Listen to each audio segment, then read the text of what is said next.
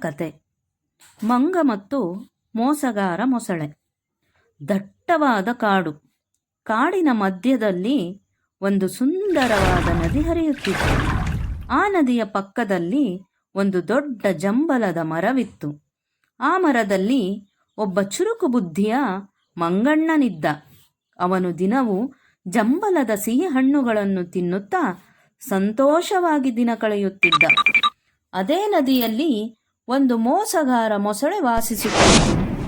ದಿನವೂ ಆ ಮಂಗನನ್ನು ನೋಡುತ್ತಿದ್ದಾಗ ಹಣ್ಣುಗಳ ಬದಲಿಗೆ ಬೇರೆ ಏನೋ ಬೇಕೆಂಬ ಕ್ರೂರ ಯೋಚನೆಯು ಅದರ ಮನಸ್ಸಿನಲ್ಲಿ ಹೊಳೆಯಿತು. ದಿನವೂ ಈ ಮಂಗಣ್ಣ ಸಿಹಿ ಹಣ್ಣುಗಳನ್ನು ತಿನ್ನುತ್ತಾನೆ. ಆ ಹಣ್ಣುಗಳೇ ಅಷ್ಟು ಸಿಹಿಯಾಗಿರುವಾಗ ಅವನ್ನು ತಿನ್ನುವ ಮಂಗಣ್ಣನ ಹೃದಯ ಎಷ್ಟು ಸಿಹಿಯಾಗಿರಬೇಕು? ಆ ಹೃದಯವನ್ನು ತಿನ್ನಬೇಕು ಎಂದು ಯೋಚಿಸಿತು.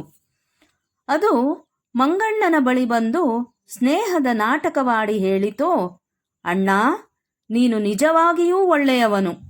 ನನಗೆ ಹಣ್ಣುಗಳನ್ನು ಕೊಟ್ಟಿದ್ದು ನಿನ್ನ ದಯೆ. ನಾನು ನನ್ನ ಮನೆಯವರಿಗೆ ನಿನ್ನ ಪರಿಚಯ ಮಾಡಿಸಬೇಕು. ನಮ್ಮ ಮನೆಗೆ ಬಾ ಎಂದು ಆಹ್ವಾನಿಸಿತು. ಮಂಗಣ್ಣನು ಮೊದಲಿಗೆ ಹೇಳಿದ, ನಾನು ಮರದ ಮೇಲಿರುವವನು, ನೀನು ನೀರಿನಲ್ಲಿರುವವನು. ನಾನು ಹೇಗೆ ನಿನ್ನ ಮನೆಗೆ ಬರಲಿ? ಮೊಸಳೆ ತಕ್ಷಣ ಉತ್ತರಿಸಿತು, ಅರೇ ಮಂಗಣ್ಣ, ನೀನು ನನ್ನ ಬೆನ್ನ ಮೇಲೆ ಕುಳಿತುಕೋ, ನಾನು ನಿನ್ನನ್ನು ಕರೆದುಕೊಂಡು ಹೋಗುತ್ತೇನೆ ಎಂದು.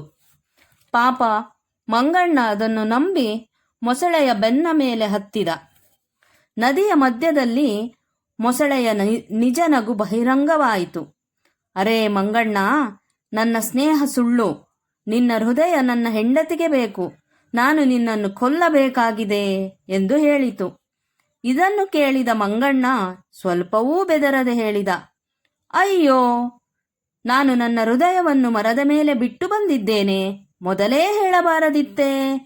ಈಗ ಹಿಂದಿರುಗು, ನನ್ನನ್ನು ಮರದ ಬಳಿಗೆ ಕರೆದೊಯ್ಯಿ, ನಾನು ತೆಗೆದುಕೊಂಡು ಬರುತ್ತೇನೆ. ಮೊಸಳೆಯು ಮಂಗಣ್ಣನ ಮಾತು ಕೇಳಿ ಮರದ ಬಳಿ ಕರೆದುಕೊಂಡು ಹೋಯಿತು. ಮರವನ್ನು ತಲುಪಿದ ಮಂಗಣ್ಣ ತಕ್ಷಣವೇ ಮರವನ್ನೇರಿದ. ಸುರಕ್ಷಿತವಾಗಿ ತನ್ನ ಕೊಂಬೆಯಲ್ಲಿ ಕುಳಿತು ನಗುತ್ತಾ ಹೇಳಿದ, ಮೋಸ ಮಾಡುವುದು ಬಹು ಸುಲಭ, ಆದರೆ ಚುರುಕು ಬುದ್ಧಿಗೆ ಮೋಸ ಮಾಡುವುದು ಬಲು ಕಷ್ಟ. ಈ ಕಥೆಯ ನೀತಿ ಪಾಠ ಏನೆಂದರೆ, ಚುರುಕು ಬುದ್ಧಿ ಇದ್ದರೆ ಬೇರೆಯವರಿಂದ ಮೋಸ ಹೋಗುವುದನ್ನು ಸುಲಭವಾಗಿ ತಪ್ಪಿಸಿಕೊಳ್ಳಬಹುದು. ಯಾರ ಮೇಲೂ ಅಂಧವಿಶ್ವಾಸವಿಡಬಾರದು.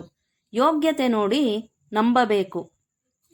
ಈ ಕತೆ ನಿಮಗೆ ಇಷ್ಟವಾದರೆ ಲೈಕ್ ಮಾಡಿ ಹಾಗೂ ನನ್ನ ಚಾನಲನ್ನು ಸಬ್ಸ್ಕ್ರೈಬ್ ಮಾಡಿ.